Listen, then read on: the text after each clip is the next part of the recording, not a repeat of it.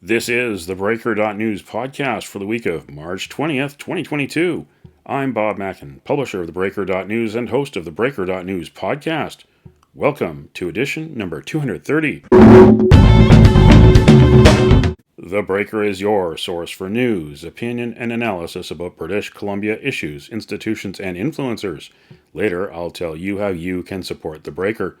On this edition, headlines from the Pacific Rim and the Pacific Northwest, the Is It Just Me commentary, I award a virtual Nanaimo bar to a difference maker, and the Big Deal feature.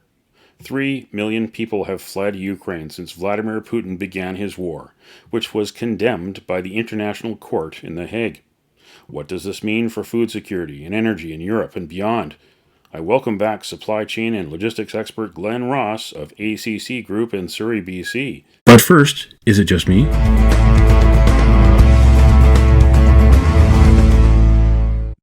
Is it just me, or was Frank Zappa right when he called politics the showbiz wing of industry? On March 15th, former drama teacher Justin Trudeau welcomed the comedian turned president of Ukraine to address the House of Commons. It was an odd juxtaposition. Trudeau in a finely tailored suit in a packed House of Commons in Ottawa, the site of truckers' protests a month ago. Zelensky, in army-issue clothing, was in an office in Kyiv via web conference, pleading for the West to stop Russia from bombing innocent Ukrainians. Meanwhile, on March 16th, the BC NDP government announced it hired 3 ex-bureaucrats to review the pandemic response, except the terms of reference don't include investigating decisions of cabinet and the provincial health officer. The NDP went ahead with a public inquiry on money laundering because the problem festered under the BC Liberals. But the pandemic happened under the NDP, so Premier John Horgan doesn't want to be held accountable. The official BC body count is almost 3,000. What do you think? Email Bob at theBreaker.news.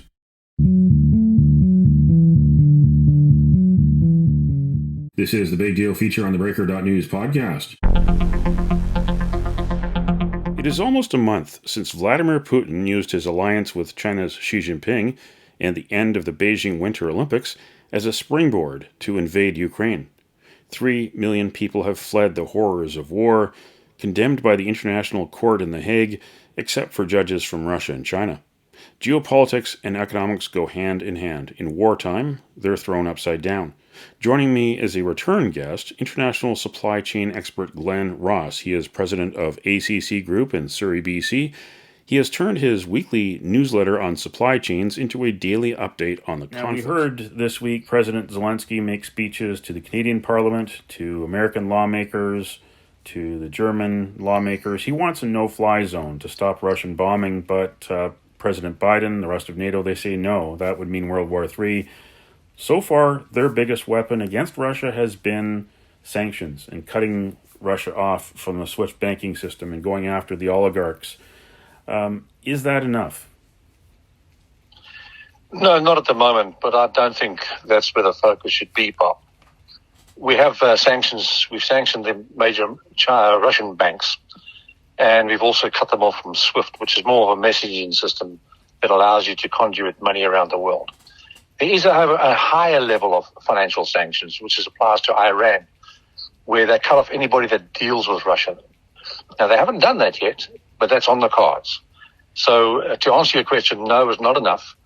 From a no-fly zone, right now, I believe, this is my personal belief, that there's no-fly zone being agreed to because NATO and the USA are not ready yet.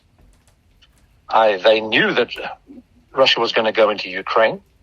Biden went to Italy last year to ostensibly meet the Pope as the second Roman Catholic president of the United States, but it was a cover for his meetings with the EU and NATO leaders, which led up to them being so quick to the shelf when Russia invaded Ukraine. Within 24 hours, it was uniform and blanket sanctions against them. Now, we all know the EU doesn't make decisions that quickly, so something happened before that. And that was the American government coalescing the guys around, and they acted very quickly.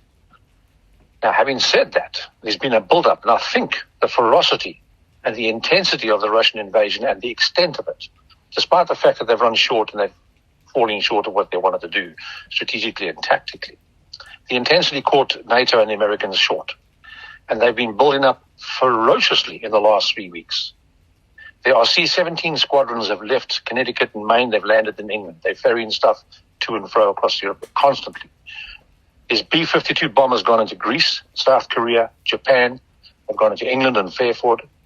There's F-35 Lightning fighter squadrons, which are anti-nuclear fighter jets, have been repositioned from Texas into England. There's also the Osprey helicopter stroke aeroplanes that have gone into Europe as well. And those are a very tactical weapon. They're going behind enemy lines to save you traveling on roads. So you put all this together. Yesterday, NATO had a very senior meeting, a very extraordinary meeting. Next week, Biden is to address that meeting, and the EU's next week. I believe that by that time they are going to be ready, militarily, force-wise, and reinforcement-wise, and supply chain-wise. So I think watch very carefully what happens coming out of that meeting next week, that pink lines will become red lines, particularly after the Mariupol bombing of that theater with all those kids and women and children and refugees hiding away there. So I think the no-fly zone, Bob, may well take a different form or some form or something in the next week or 2 weeks when the West and NATO and these guys are ready for it.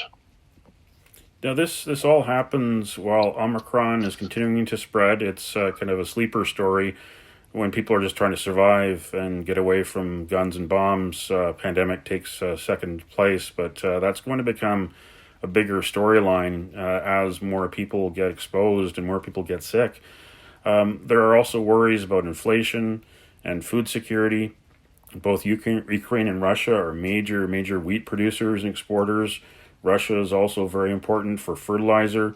This is going to have ripple effects in those countries and beyond when it comes to just feeding people. And if people aren't fed, there could be social unrest.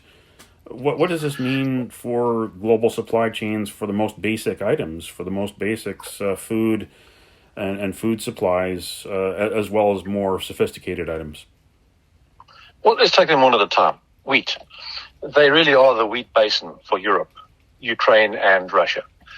And they supply into the third world, Africa, North Africa, and the Middle East. For example, Egypt gets 70% of its wheat from that area. They subsidize bread. There's a 30% poverty rate in Egypt. If you stop supplying them that poverty rate, which is subsidized, you're going to have a revolution in your hands, as is going to happen to other countries. Brazil has already signaled yesterday that they are in danger of not being able to plant for next year because they're not getting fertilizer. But even more importantly, between the two of them, there are nearly 78% of the world's supply of sunflower oil. So when you go around the world, of all the canned and bottled foods around the world, which is billions of dollars, there's three ways you preserve it: olive oil, saline solution, or sunflower oil, predominantly sunflower oil. Now that's going to evaporate, which means that we have not yet seen the effect on the food supply chain of canned and bottled goods and preserved foods. Belarus, in Minsk and Brest, I was there a couple of years ago, are one of the biggest fish exporters. Despite being a landlocked country, they import fish, can it, bottle it, and then they send it around Europe. They're one of the biggest fish exporters into Europe, which is a staple element of European diets. That is stopped dead in its tracks. So to answer your question about the food supply chain, there's going to be a complete upending and renewal. The IMF this morning issued a warning that this is going to be a global impact. Go back to your first point about the Omicron and that type of stuff. Don't forget, in China, you have the Han Chinese who rule the country and the non-Han Chinese. The non-Han Chinese have been brought in from the surrounding areas to the production areas, but they're treated as second-class citizens. It's a $2 trillion to equalize that balance that book. So China right now has got to keep trading. There's America's biggest club, if you can say that. The BRI, the Belt and Road Initiative, which goes across the whole of the European continent, is their way to extend the trading routes that they have, as well as America. America's still their biggest one. If that gets shut down, China is in danger of having an internal revolution. May not happen tomorrow or the next day, but it'll certainly come. It's been exacerbated by Omicron, which has stopped the flow of cash. But more importantly, this one now, this latest outbreak, is bigger than anything else since the first Wuhan one. Already they're shutting down Tianjin port, which is the fourth largest export port in the world. Shanghai looks like they'll make a decision tomorrow morning where they're going to shut that port down. Not good news, Bob. Yeah, we're talking about some of the most important cities for trade, for commerce, for manufacturing. Shenzhen is another one, which is very close to Hong Kong. Hong Kong, of course, officially is the world's epicenter of the virus. They're grappling with it. In mainland China, of course, they have their COVID-0 measures, and the Chinese leadership doesn't worry about anyone's civil rights, so it shut down the cities and it sent out the police to enforce this. This is going to have some major ripple effects on global trade, and maybe it'll even have some ripple effects all the way up to the leadership. Maybe Xi Jinping will look at what's happening internally and look at what's happening with Ukraine and Russia. Russia, his ally. We saw Xi and Putin sign that accord at the Beijing Olympics.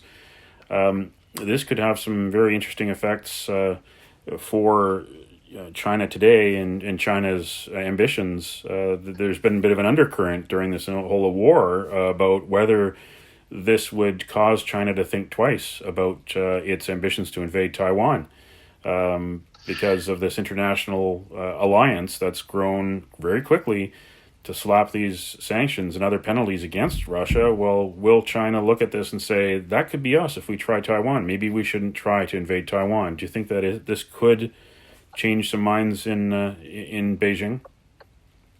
Well, just go back a step to one of the first points you made about Hong Kong. The bridges into Hong Kong have been shut down because the problem in China is not just at the ports. China manufactures in the hinterland, inland, and they have these rivers, the Mekong and the Yellow, and these guys feeding the export ports. And those have all been shut down. The barges bringing containers up and down the rivers have been shut down, and the truck industry has been shut down just about, and that's where the danger lies right now.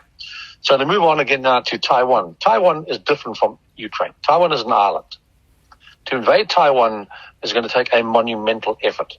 There are no road bridges, there are no land bridges, everything goes by water. So the America a long time ago recognized the one China policy, which means that Taiwan is part of China. They've recognized that. But they wanted to be an autonomous one, and they sell them weapons, et cetera, which is obviously a source of angst for the Chinese. But China right now is looking at Russia, and Russia, I think, told them this is going to be a quick episode. A little lightning raid in 72 hours, we will take back Ukraine. It hasn't happened. That has done a few things to China, in my opinion. Firstly, they've seen the coalition and the bonding of the EU and NATO, which nobody expected that. Not even the Europeans themselves expected that. A major coup for President Biden. Secondly, they've looked at the effect that the Ukrainians are having with this guerrilla warfare type stuff and the latest type of technology. Now, Taiwan and Russia both possess railguns and hypersonic missiles and things like that. But I don't think there's an appetite. China's main and only goal is the survival and thriving of China. Russia to China is nothing more than a means to an end, even though they've got 800 miles of the Trans-Siberian Railway line as one of their three rail lines. So I don't think China's patience with Russia is going to last too much longer. Russia made them a promise, I believe, that they were going to go in and out and solve the problem. Asked China wait until after, or China asked them wait until after the Olympics. We don't want any upsetting there. It hasn't happened. Plus, the reaction of the world has also been a surprise to both Russia and to China, I believe. So I don't think there's any chance right now of a nuclear war. I think they all realize that. They may posture, but I don't think they're going to do it. And I don't think China's going to look at any intentions of going and invading Taiwan for the foreseeable future. And finally, a lot of Canadians are watching this. There's a lot of Canadians who have Ukrainian backgrounds in their families. They're either from Ukraine or they've got Ukrainian blood from generations past. There are other Canadians, though, that may not be paying as much attention to this, and they may not pay attention until it hits them in the pocketbook. We've seen gas prices, of course, increase. What about for those Canadians who may finally wake up and be concerned once it does hit their pocketbook? Where should we see more impacts in the weeks and months to come on Main Street? Look for the food chain. The food chain is dependent, obviously, on fertilizer, potash, et cetera, et cetera. The biggest potash exports in the world come out of that region that's currently in conflict. So we're not going to see an effect next week or the week afterwards. But look for the grain belts and the produce and fruit producing areas, South America, Africa, Asia, that export into North America and Canada in particular. Now, we have our own wheat fields up in the prairies and things like that, but a lot of it's indirectly affected. So if Brazil is now saying, and Nicaragua is saying, and the South American countries are saying, look, we don't have any stuff to plant in the ground. We need to plant them now in the next 2 to 3 weeks. I mean, you look at Bayer. Bayer this morning announced that they will continue supplying supplies into Russia because they can't afford to jeopardize the 2023 harvest. Russia is the wheat belt. It is a fundamental element of supply into the rest of the world. That's all going to be jeopardized. So some of these countries are saying, with the blessing of America and NATO, continue to export into Russia because it's for global survival. We need to make sure they keep producing because they're such an instrumental part of the global food chain. So look for that. Inflation, I think, will go close to 10%. I think de facto it's there already. America, I predicted 8 months ago, would be up around about 6.75. They're now at 7%. So I think inflation is going to go up. Obviously, we know that's driven by gas and the price of oil. Even though it's coming down slightly, I think the posturing by the Russian government that they want to do peace talks, I think, is nothing more than a false flag. They're trying to regroup because they've been knocked senseless by the Ukrainians. But again, I say again, Bob, watch for next week, what Biden and NATO announce. That was international supply chain expert Glenn Ross of the ACC Group in Surrey, BC. Go to accgroupco.com for more information.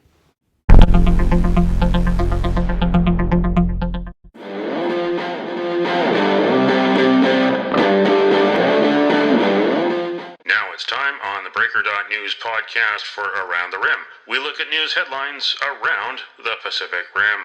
In the Taiwan news, Xi considered invading Taiwan this fall, said FSB whistleblower. Xi Jinping had considered launching an invasion of Taiwan in the fall of this year, around the Chinese Communist Party Congress, before the window of opportunity closed with the disastrous Russian invasion of Ukraine. The head of the Russian human rights group Gulagu.net, Vladimir Osechkin, recently on Facebook began releasing documents containing Russian intelligence concerning the war in Ukraine. Also in the Taiwan news, British man who tattooed Taiwan on his forehead releases book. Paul Farrell's Taiwan tattoo recounts 17 years of travel in Asia, including 14 years off and on in Taiwan. In the Hong Kong Free Press, Hong Kongers want cash more than the 10,000 Hong Kong dollar shopping coupons amid worsening COVID outbreak. The Democratic Party's Ramon Ewan said spending vouchers will encourage citizens to go out and make purchases, which goes in the opposite direction of the government's social distancing measures. COVID-19 social distancing measures have affected some sectors more than others. The unemployment rate of workers in the food and beverage sector surged by 1.9 percentage points to 8.1%, while 8.2% of those in the entertainment and recreation sector lost their jobs, a sharp increase of 2.9 percentage points. In Mainichi News, ex-Hiroshima mayor urges Putin not to use nuclear weapons in Ukraine. Former Hiroshima mayor Tadatoshi Akiba urged Russian President Vladimir Putin not to use nuclear weapons in Ukraine. He said the victims of the 1945 U.S. atomic bombings on Hiroshima and Nagasaki went through a living hell and despicable reality they somehow managed to survive, and urged leaders of nuclear states to visit the two cities to learn about the damage a nuclear attack can bring. That's Around the Rim on this edition of the theBreaker.news podcast.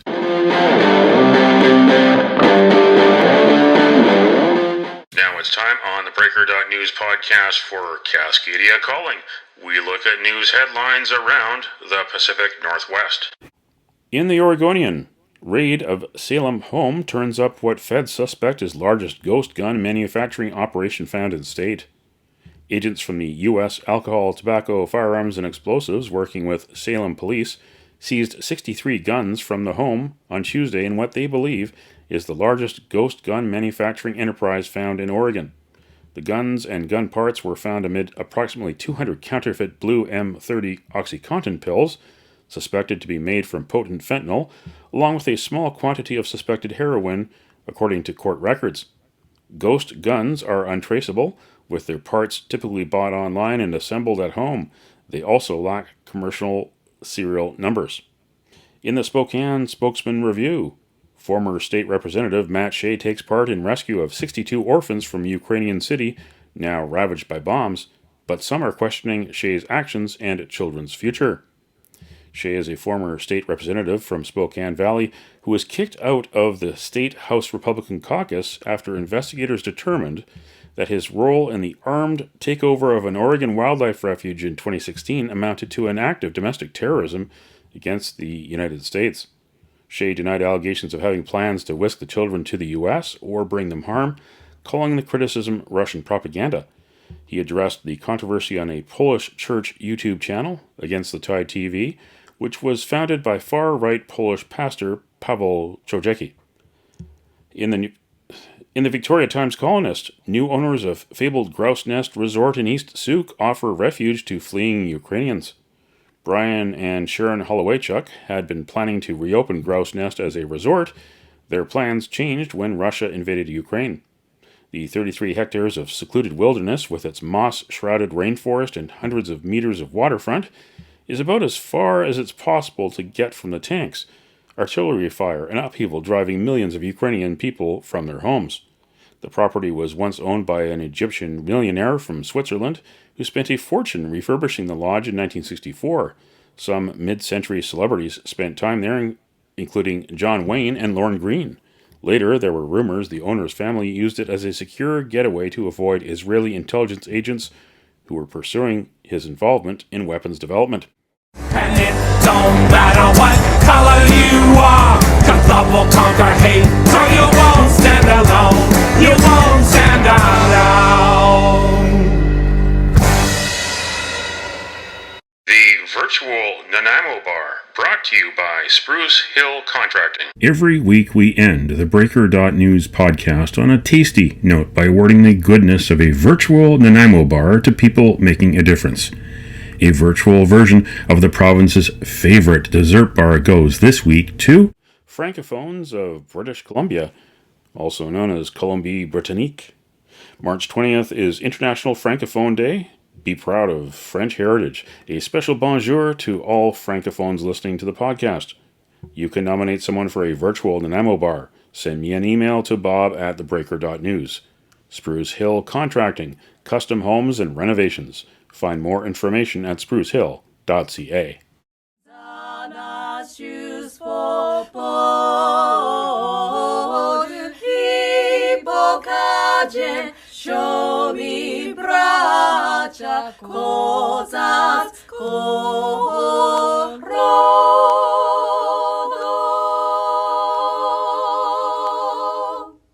That's it for the Breaker.news podcast for the week of March 20th, 2022. I'm Bob Mackin. Thanks for joining me. Did you know that on the 20th of March in 1985, wheelchair athlete Rick Hansen began his Man in Motion World Tour at Oak Ridge Center in Vancouver, and Libby Riddles became the first woman to win Alaska's Iditarod sled dog race? Now you know. Send me your feedback, send me your story ideas to bob@theBreaker.news. Bookmark theBreaker.news. You can also find us at theBreaker.ca. Sign up for the email newsletter and get updates to your inbox. For news as it happens, follow The Breaker News on Twitter and visit theBreaker.news on Facebook. You can support The Breaker for as little as $2 a month. For more information, go to patreon.com/thebreakernews. That's patreon.com/thebreakernews. Until next week.